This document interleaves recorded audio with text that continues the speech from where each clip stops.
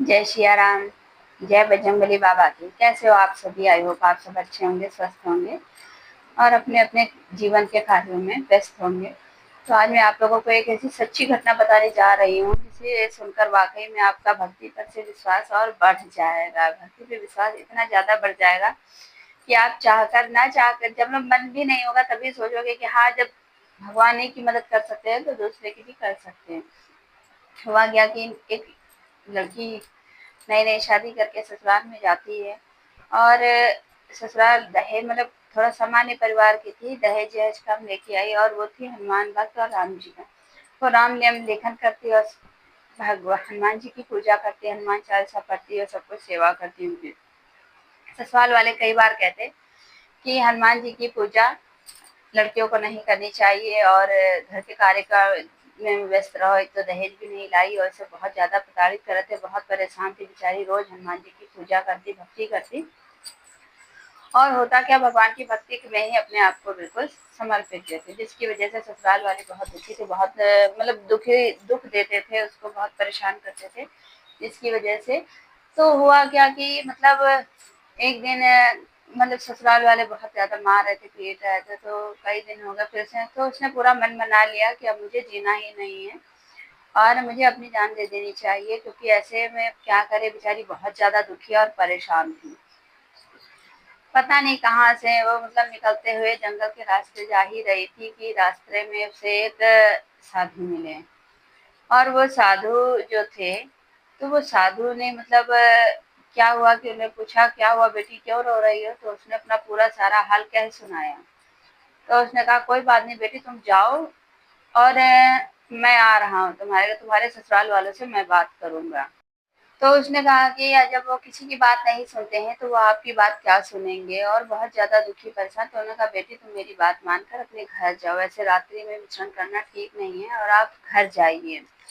तो वो लड़की अपने घर चली जाती है और देखती है कि पीछे से साधु महाराज जी बहुत सारा धन डाले में भरवा करके और एक पैसे से भरी हुई बैग उसकी सास को थमाते हैं कि ये आपकी इस बहू का दहेज समझ के रख लीजिए, ये मेरी बेटी है आज से और मैंने इसे अपना संपत्तिधारी भी बना लिया है, पूरा सब कुछ। तो मतलब ससुराल वाले जो थे, उन्होंने देखा और बिल्कुल चौंक गए कि मतलब कोई कैसे, तो बोले साधु, नहीं मैं तो साधु महात्मा हूँ, मैं क्या करूँगा, तो बेटी के लिए मैंने आपकी बात सुन ली थी और मैं इस बेटी के लिए इतना सारा धन लेकर के आया हुआ हूँ।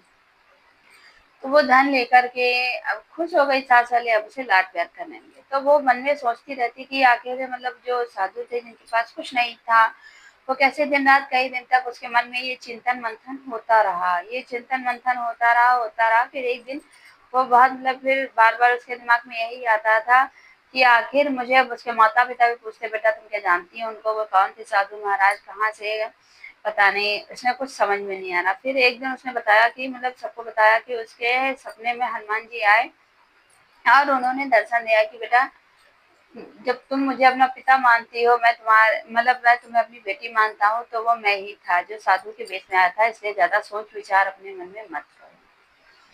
तो मतलब देखिए, भगवान किसी न किसी रूप में अपने भक्त की मदद करने के लिए ज़रूर आते हैं और किसी न किसी के द्वारा जब हमें ज़रूरत होती है तो वो मदद पहुँचाते हैं हम तक। तो भगवान की भक्ति ज़रूर से कीजिए, भगवान की भक्ति में ही बहुत सुख है।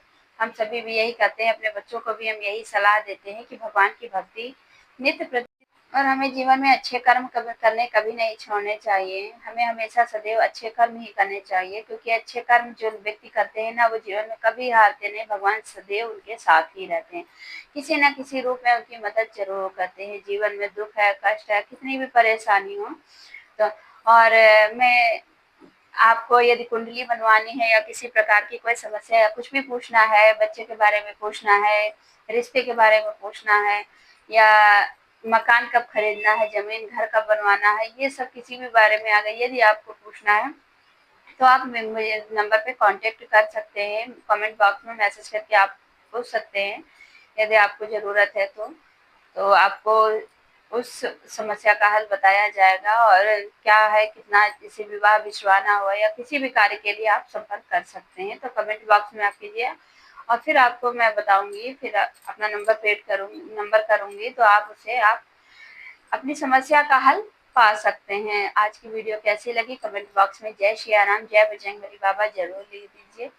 और आप मेरे चैनल पे नए हैं तो सब्सक्राइब कर दीजिए, शेयर कीजिए, लाइक कीजिए, दूसरों के साथ शेयर कीजिए, कमेंट कीजिए। मिलते हैं आप लोगों से नेक्स्ट वीडियो में, तब तक के लिए जय सिया राम, जय बजरंगबली बाबा की।